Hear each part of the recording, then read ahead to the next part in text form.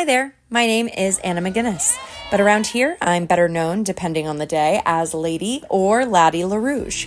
I am a burlesque and drag performer, producer, historian and educator, activist and model based in Worcester, Massachusetts. I have been in the draglesque world for almost 8 years, but have been a lifelong performance artist and hold a bachelor's degree from Salem State University, graduating cum laude with a focus in musical theater. After college, I co-founded 2 burlesque production companies, the Baphomets of Salem and the Mary Jane Gang of Worcester, and I have since been creating as a solo performer and producer. In the last year alone, I produced 2 shows solo and co-produced 1. Andy's Cantina-ween, a Halloween burlesque, the 80s in Aspen, an après-ski draglesque, and The Rhinestone Affair, a draglesque love letter to cannabis, a co-production with Panda Productions. These events called upon my stage management and directorial skills, as well as costume construction, marketing, and more. My shows highlight a wide range of local talent, with a particular focus on uplifting LGBTQIA, BIPOC, differently abled, fat, and other underrepresented performers. I also feature new talent because I believe everyone deserves to explore gender expression and creative art in a safe, queer-centric environment.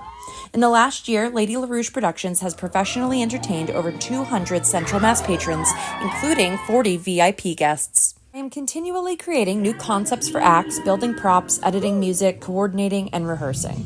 So much work goes into the finished product. It truly is a passion project and one that takes a lot of time, dedication, resources, and money.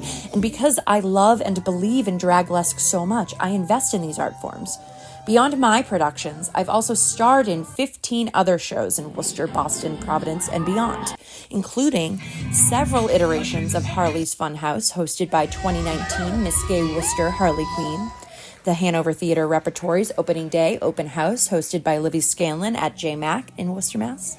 Most recently, Nikki Luparelli's Haunted Speakeasy at the Worcester Art Museum in October. If I had to choose a favorite show of the year thus far, it would have to be the Roadie Q, Reclaiming Our Burlesque History, curated and produced by Lopez La Lopez and Odette Good at Inspiria in Providence this February. In addition to being so lucky as to be the first burlesque babe to grace Inspiria's stage at this premiere event, Roadie Q is also special as it paired performances with a fully curated historical exhibit, which featured some of my items and lots of my research. In addition to my work as a performer, I am also deeply passionate about researching the history of drag and burlesque and their connection to the New England area, and sharing that knowledge through educational programming.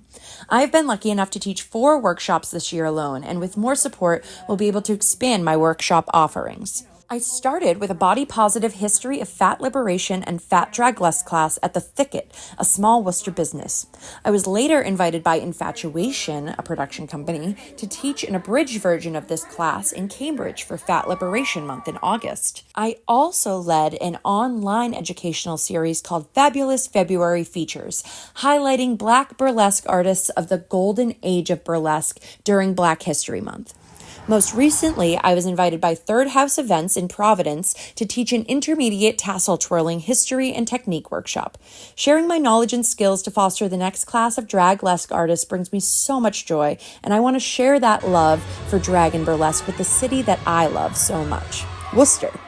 New England has been a home for drag and burlesque for over 100 years. These artists graced the stages of Polly's Palace, now the Hanover Theatre, and the Olympia as far back as 1908. And it is my dream to bridge the past to the present and show Worcester how draglesque has always had a creative home here.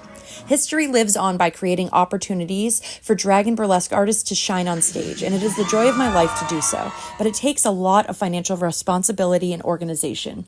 My hope is that your organization will see that Massachusetts has long been a home and sanctuary to queer folks, but what Worcester needs more of is opportunities, access, and support for draglesque artists to bring their talents to venues across the city.